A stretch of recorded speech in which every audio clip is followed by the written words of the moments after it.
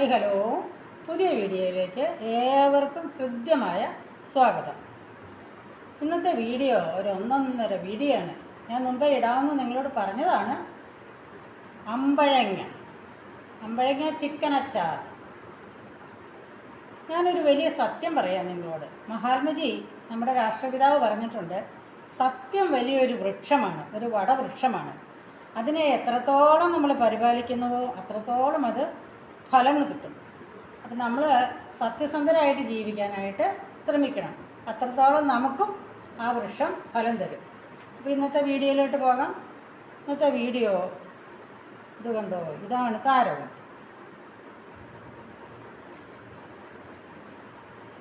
Cut ചെയ്ത് വെച്ചിരിക്കുന്ന അമ്പഴങ്ങ.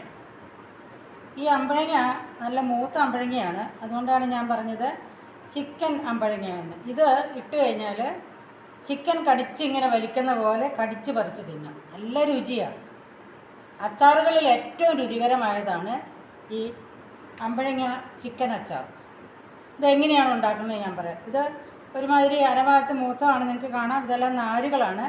ഇതൊരു 8 വെട്ടി മുറിച്ചിരിക്കുന്നതാണ്. ചതഞ്ഞു പോകാതെ വെട്ടി മുറിക്കണം.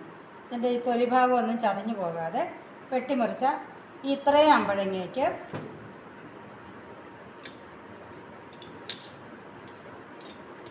ഈ 2 സ്പൂൺ ഉപ്പിടണം.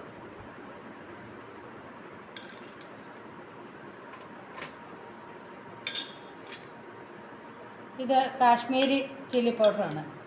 ഇതും 2 സ്പൂൺ ഇടണം. കാശ്മീരി ആയതുകൊണ്ട് നല്ല കുറുകൽ കിട്ടും, അതിന് എരിവ് കുറയാം. ഉപ്പും മുളകുമായി. ഇനി ഇതാണ് താരം, അടുത്ത താരം. ഇത് കടുക് പരിപ്പാണ്, പച്ച കടുക് പരിപ്പ്. ഇത് ഒത്തിരി അലുത്ത് പോകാതിരിക്കാൻ വേണ്ടിയാണ്. ഇത്തിരി കുഞ്ഞ് സ്പൂണിൽ 2 സ്പൂൺ ഇട്ടാൽ മതി. ഇത് ഇത്രയും ഒഴിച്ചിട്ട് ഇട്ട് കഴിഞ്ഞാൽ അടുത്ത ആധാരമാണ് എണ്ണ. നല്ലെണ്ണ നന്നായിട്ട് ഒഴിക്കുക.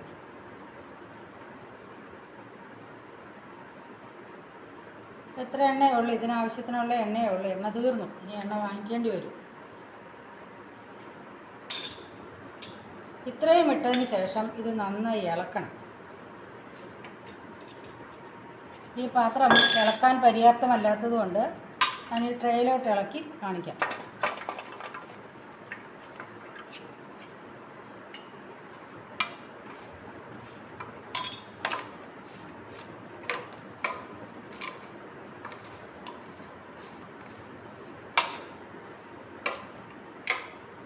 നന്നായി ഇളക്കി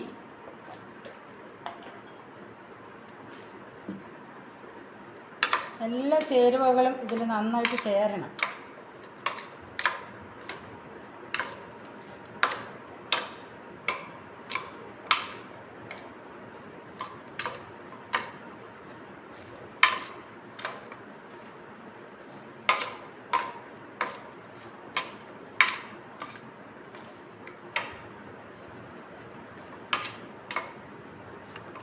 ഏറ്റവും ലാസ്റ്റ് ഉണ്ട്. അത്രയും കൊണ്ട് തന്നെ ഇളക്കി കഴിഞ്ഞ് വീണ്ടും ഇതിലോട്ട് ഫില്ല് ചെയ്യും.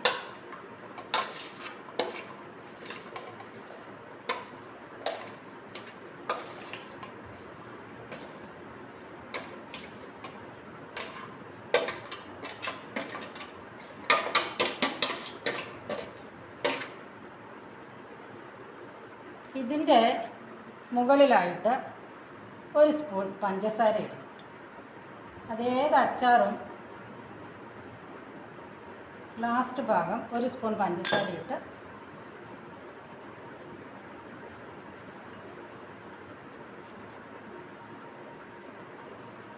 ഇതൊരു 3 ദിവസം കഴിയുമ്പോൾ ഇതിൻ്റെ നികപ്പ് വെള്ളം വരും.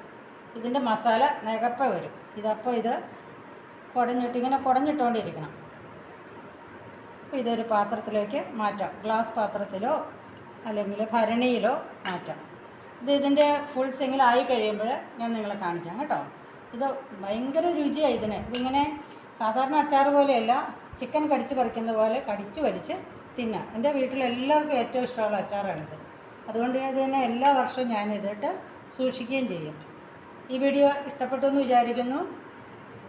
ഇത് ഒത്തിരി ഉപകാരപ്രദമാണ്. ഇത് കുറേ നാൾ ലാസ്റ്റ് ഇരിക്കും. കാരണം ഇത് പൂത്തു പോകാതെ ഇതിൻ്റെ മുകളിൽ ഒരു തുണിയിട്ട് സ്വല്പം നല്ലെണ്ണ കൂടി ഒഴിക്കണം. ഒരു പാത്രത്തിലോട്ട് ഇത് പകർന്ന് അതിൽ നല്ലെണ്ണ ഒഴിച്ച് ഒരു തുണിയിട്ട് മൂടി കെട്ടി വയ്ക്കണം. അത് ഞാൻ അടുത്ത വീഡിയോയ്ക്ക് വരുമ്പോൾ ഇത് ഫില്ല് ചെയ്ത് വെച്ചിരിക്കുന്നത് നിങ്ങളെ കാണിക്കാം. Okay, bye. അടുത്ത വീഡിയോയിലൂടെ വീണ്ടും കാണാം.